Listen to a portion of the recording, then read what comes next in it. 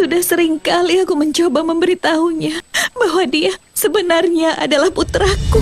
Jadi, siapa yang melahirkan aku, Basudewa? Kau adalah putra dari Ibu Ratu Kunti. Dan ayahmu adalah Dewa Surya. Bagaimana dia bisa menyesatkanku? Seluruh hidupku adalah sebuah kebohongan. Aku memang bukan yang melahirkanmu. Dia pun sebenarnya juga punya hati. Aku memperhatikannya selama bertahun-tahun ini. Dia tahu bahwa jalan yang ditempuhnya selama ini tidaklah benar. Jika kita berhasil membujuknya, maka kita bisa menyadarkannya, Krishna. Bagaimana caraku melakukannya? Sudah sering kali aku mencoba memberitahunya bahwa dia sebenarnya adalah putraku. Aku belum menemukan waktu yang tepat dan situasi yang tepat untuk mengatakannya. Bagaimana aku bisa menghadapinya sekarang? Bagaimana mungkin aku bisa membujuknya?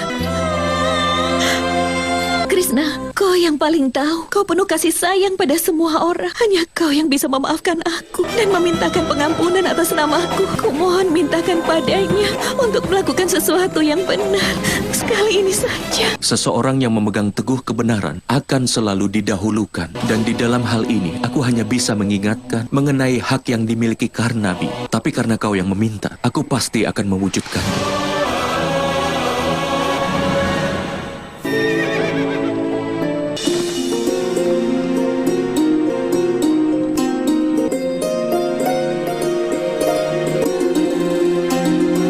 Terimalah salamku, karena Raja dari Angga dikenal sebagai Radeya oleh seluruh bangsa Arya Karnamu. Dan aku hormat padamu karena sudah memberikan pengaruh kebaikan pada Karna. Aku merasa sudah gagah sejak putraku memihak pada orang yang tidak pantas. Jiwa putraku murni. Aku tidak tahu kenapa dia berpihak pada kejahatan. Karena itu dia tidak sadar siapa diri dia yang sebenarnya. Kau di sini untuk bertemu Karna, tapi dia tidak tinggal di sini. Raja Angga tinggal di istana Basudewa. Aku juga tahu bahwa dia akan datang ke sini hari ini, seperti seekor burung yang mencari sarang di pohon untuk menemukan tempat teduh dari matahari.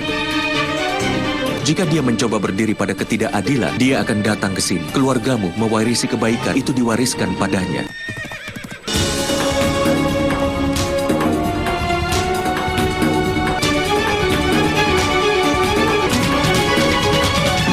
Takdirmu adalah sebuah keputusanmu, Raja Angga. Satu keputusan saja bisa mengubah takdirmu sendiri sebagai manusia. Itu juga bisa mengubah masa depanmu. Keputusan adalah sudut pandang dari manusia itu sendiri. Sedangkan untuk bisa menentukan sudut pandang tersebut adalah sebuah tugas yang berat. Pemikiran seorang manusia yang selalu ada di dalam hidupnya akan mampu untuk mempengaruhi manusia itu sendiri. Saat pemikiran seseorang tidak bisa diubah lagi, maka keputusannya juga tidak bisa diubah. Oleh karena itu, masa depan tetap tidak pasti seperti biasanya. Duryudana juga tidak bisa memutuskan hal itu pada dirinya.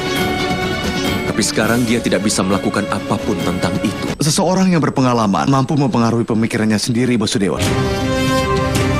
Seseorang yang punya pengalaman dengan ketidakadilan selama hidupnya akan menganggap semua orang di sekelilingnya sebagai musuh. Apa yang salah dengan itu? Temanku itu pantas mendapatkan tahtanya. Ayahnya adalah seorang raja. Putra raja ditakdirkan untuk menjadi seorang raja. Kelahiran seseorang menentukan apa yang pantas dia dapatkan dan bukan karena kemampuannya. Kau sedang mencoba membujukku, Basudewa. Yang aku inginkan adalah rasa hormat.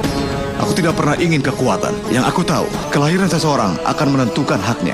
Dan orang itu harus mendapatkan rasa hormat. Berarti kau pun hanya punya hak untuk menjadi kusir kereta kuda, Raja Angga. Apa kau tidak ingin jadi bagian peperangan ini? Saat semua orang mengejek aku akan kemampuanku, temanku Duryudana menghargaiku dengan apa yang sepantasnya aku terima. Aku harus mendukungnya sekarang, bagaimanapun keadaannya.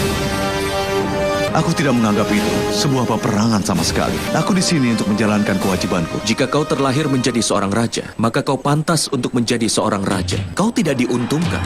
Apa kau masih menyebut peperangan ini sebagai sebuah kewajiban? Itu alasan yang tidak berdasar, Basudewa. Aku tidak terlahir untuk menjadi raja. Aku tidak punya hak untuk menjadi seorang raja. Kelahiran seseorang akan menentukan hak seseorang. Jika kau tanya padaku, siapa sebenarnya yang pantas untuk mendapatkan tahtanya? Hormat pada diri sendiri adalah bentuk rasa hormat tertinggi untuk seseorang yang selalu saja berharap dia tidak akan pernah bisa merasa puas dengan jumlah rasa hormat yang didapatkannya. Seperti dirimu yang sangat tersesat mencari rasa hormat, kau tidak bisa membedakan lagi antara mana yang benar dan mana yang salah. Selama ini Duryudana tidak bersalah, Basudewa. Karena kau tidak melihat kebenaran dengan sepenuhnya, Raja Angga. Aku sudah katakan padamu bahwa keputusan seseorang menentukan takdir seseorang. Satu keputusan bisa mengubah takdirmu. Misalkan saja, jika Ibu Ratu Kunti adalah ibumu. Aku adalah putra Adirata dan Rada yang berhutang budi pada Duryudana untuk selamanya. Tidak, Raja Angga. Kau sama sekali tidak tahu dari siapa kau terlahir. Kau mewarisi kemampuan dari Dewa Surya. Kau adalah keturunan langsung dari Dewa Surya sendiri.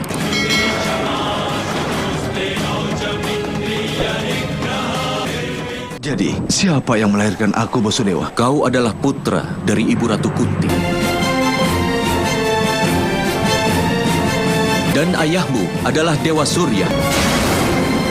Oleh karena itulah kau terlahir dengan anting-anting dan sebuah perisai. Kau bisa bertanya kepada Adirata mengenai hal itu. Kau bahkan juga bisa bertanya pada Dewa Surya. Lalu kau bisa mengubah sudut pandangmu itu dan kemudian memutuskannya. Itu adalah sebuah permintaan.